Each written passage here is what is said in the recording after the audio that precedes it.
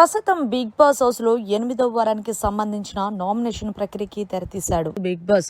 అయితే ఈ నామినేషన్స్ చాలా డిఫరెంట్ గా ప్లాన్ చేశాడనే చెప్పాలి.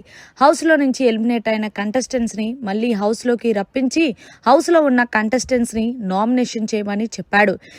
ఈ కిందలో భాగంగానే హరీష్ వర్సెస్ తనూజ అన్నట్టు కొనసాగిందనే చెప్పాలి.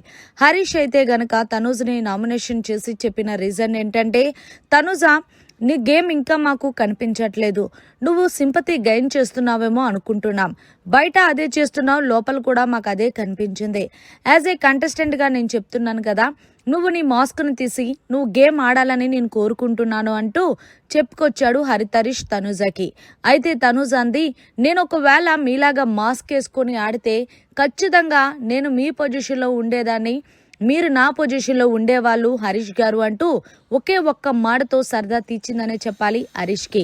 అయితే హరీష్, లేదు తనూజ గారు, నేను మీ గేమ్ చూసి బయట నుండి వచ్చాను కాబట్టి మీతో ఎవరైనా ఉంటే వాళ్ళు ఇన్ఫ్లుయెన్స్ చేసేస్తున్నారు. ఒక విధంగా చెప్పాలి అంటే బర్నీ గారు ఎలిమినేట్ అవ్వడానికి రీజన్ మీరనే చెప్పాలి. మీతో బాండింగ్ ఎఫెక్షన్ పెట్టుకున్నారు కాబట్టే ఆయన గేమ్ మీద కాన్సన్ట్రేషన్ చేయలేక బిగ్ బాస్ హౌస్ నుంచి బయటకు వచ్చారు. ఏది ఏమైనా మీరు పెద్ద మ్యానిపులేటర్ అంటూ తనూజపై విమర్శలు గురిపించాడు హరితరీష్. అయితే తనూజ కూడా ఎక్కడ తగ్గలేదనే చెప్పాలి.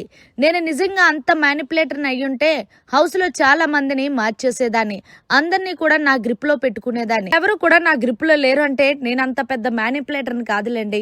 ఒకవేళ నేను మ్యానిపులేటర్ని అయ్యి ఆడియన్స్కి తెలుసుంటే మీలాగే నన్ను కూడా ఏదో ఒక రోజు బయటకు తీసుకెళ్ళి ఉండేవారు కదా.